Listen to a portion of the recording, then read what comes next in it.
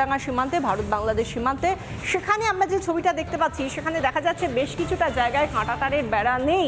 এবং এই জায়গা থেকে আরও বড় খবর যেটা, যে এখানে কেন কাঁটাতারের বেড়া নেই তার কারণ সেখানে জমি জটে আটকে রয়েছে এই কাঁটাতার দেওয়ার কাজ। আর এখান থেকেই প্রশ্ন, রাজ্য সরকারের এত অনীহা কেন জাতীয় সুরক্ষার স্বার্থেও? আমাদের প্রতিনিধি ভাস্কর বসু কি ছবি তুলে ধরলেন দেখুন।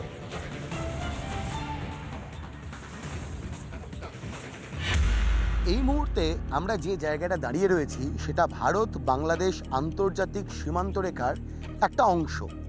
দেখতে পাচ্ছেন একদিকে কাঁটাতার ভারতের দিকে এবং অন্য দিকটা হচ্ছে বাংলাদেশ, কার্যত ঢিল ছোড়া দূরত্বে।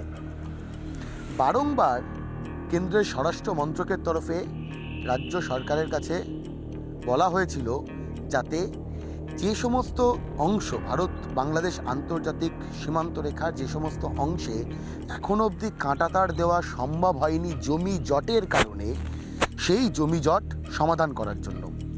বাস্তব ছবি, এখনো অবধি জমি জট কাটেনি। বিরোধী দলনেতা শুভেন্দু অধিকারী তিনি লাগাতার বলছেন কেন্দ্রীয় স্বরাষ্ট্রমন্ত্রী অমিত শাহ হন কিংবা কেন্দ্রীয় স্বরাষ্ট্র মন্ত্রকের সচিব বা অন্য আধিকারিকেরা নবান্নে বারংবার রাজ্য সরকারের কাছে জমি চাওয়ার পরেও রাজ্য সরকারের তরফ থেকে জমি জট কাটানোর ন্যূনতম পদক্ষেপ নেওয়া হয়নি। সন্দেহ তৈরি হচ্ছে, কারণ এই বাংলা দিয়েই রোহিঙ্গা বা অনুপ্রবেশকারীরা দেশের বিভিন্ন প্রান্তে ছড়িয়ে পড়ে।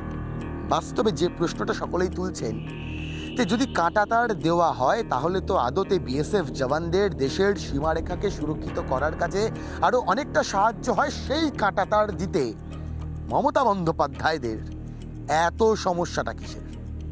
তাহলে কি মমতা বন্দ্যোপাধ্যায় পরোক্ষে এই কাঁটাতার না থাকার ফায়দা তুলছেন? সেটা অন্তত যেমনটা বিরোধী রাজনৈতিক দলগুলি অভিযোগ করে যে আদতে এই রোহিঙ্গারা, এই অনুপ্রবেশকারীরাই মমতা বন্দ্যোপাধ্যায়ের ভোট ব্যাংক হিসাবে কাজ করে। আর বর্তমান বাংলাদেশের যে পরিস্থিতি, যেভাবে সেখানে জামাত, মৌলবাদীদের, পাকিস্তানপন্থীদের চাষ করছে মোহাম্মদ ইউনূস আর তার সরকার, সেই জায়গায় বাংলা বা ভারতের দুশ্চিন্তা আরও অনেকটা বেড়ে যাওয়ার যথেষ্ট কারণ রয়েছে। অবিলম্বে ভারত বাংলাদেশ আন্তর্জাতিক সীমারেখায় কাঁটাতার দিয়ে সম্পূর্ণভাবে সুরক্ষিত করা হোক। বিএসএফ জওয়ানদের সঙ্গে হাতে হাত মিলিয়ে দেশের নিরাপত্তা সুনিশ্চিত করার যে কাজ, সেই কাজ করা হোক, এই দাবি তুলছেন প্রত্যেকে। ভিডিও জার্নালিস্ট মেহরাজ আলীর সঙ্গে ভাস্কর বসু, রিপাবলিক বাংলা। বেশ কিছুটা জায়গায় কাঁটাতার নেই এবং স্থানীয় যারা বাসিন্দা তারা বলছেন এপার ওপার করা যায় বেশ কিছুটা জায়গা জুড়ে। সেই জায়গা থেকে তারা এটাও বলছেন যে এই জায়গায় ঘোচাডাঙ্গায় নাকি অনুপ্রবেশকারীদের কোনো রকম এই মুহূর্তে দাঁড়িয়ে সমস্যা নেই। তারা বলছেন বটে, কিন্তু উড়িয়ে দেওয়া যায় কি এই সমস্যার কথাটা? কি বলছেন স্থানীয়রা, শুনুন। তো কাঁটাতার তো ওপারে আছে, ওই দেখা যাচ্ছে, ওই যে ওই জঙ্গল হয়ে গেছে। এই সাইডটা তো বোধহয় নেই নাকি? পুরোটাই ছিল, মনে হয় জংফং ধরে পড়ে গেছে, পুরোটাই ছিল কাঁটাতার ওপরে। কাঁটাতার তো পুরোটা দিলে তো সুবিধা নাকি? দেখেন সুবিধা অসুবিধা বলতে কী হবে না, একটা থাকে কি একটা গার্ড মতো থাকে, যেন কোনো অসুবিধা না হয়। যাদের আমাদের এই বিএসএফ দাদারা আসে, সেন্টি দিচ্ছে, বিএসএফ তো সুবিধা হয়। হ্যাঁ, বিএসএফ থাকলে ওদের সুবিধা, সবার সুবিধা হয়। ওদের একটু সুবিধা বেশি হয় কি, ওদের মানে যে একটা ঘেরাবেড়ার মধ্যে ওরা থাকতে পারে, আর ওদের কোনো সমস্যা হয় না।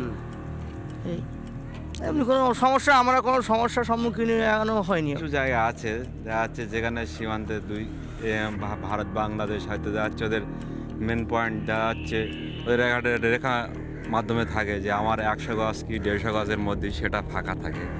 সেটা দুই সরকার যতক্ষণ না হবে ততক্ষণ হচ্ছে না। ভারত বাংলাদেশ সীমান্ত পুরোটা যতটা সীমান্ত আছে, অনেক জায়গাতেই তো কাঁটাতার নেই।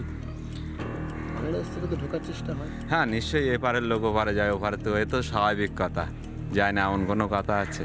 ভালো হয়, পাসপোর্টে সব যাওয়া আসা করবে, যারা যাবার দরকার হবে, তাহলে অসুবিধে নেই। এই লুকিয়ে চুরিয়ে ঢোকাটা তো বন্ধ হয়ে যাবে। হ্যাঁ, এই লুকিয়ে এখন আমাদের এখানে যায় না, মানে অন্য জায়গা থেকে তো ঢুকছে। ভিতরের যে ওদিকে যখন খোলামেলা সেখান থেকে যেতে পারে, এখান থেকে যায় না।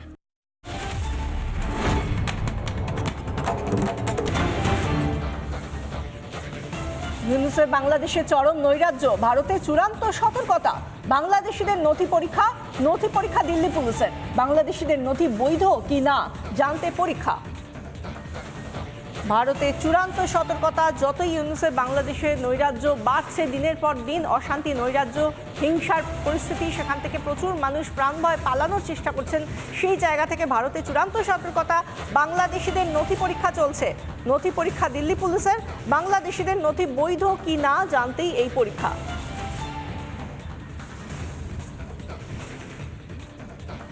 যে ছবিটা আমরা দেখেছি বিভিন্ন জায়গায়, আমাদের সীমান্তবর্তী জায়গাগুলোতে যেরকম বিএসএফ এর নজরদারি চলছে, আকাশপথে নজরদারি চলছে, সেরকমভাবেই রাজধানী দিল্লিতেও বাংলাদেশিরা আসছেন তাদের নথি বৈধ কি না সেটা খতিয়ে দেখার জন্যই বিভিন্ন পরীক্ষা নিরীক্ষা চালাচ্ছে দিল্লি পুলিশ। সেই ছবি তুলে ধরছি আমরা।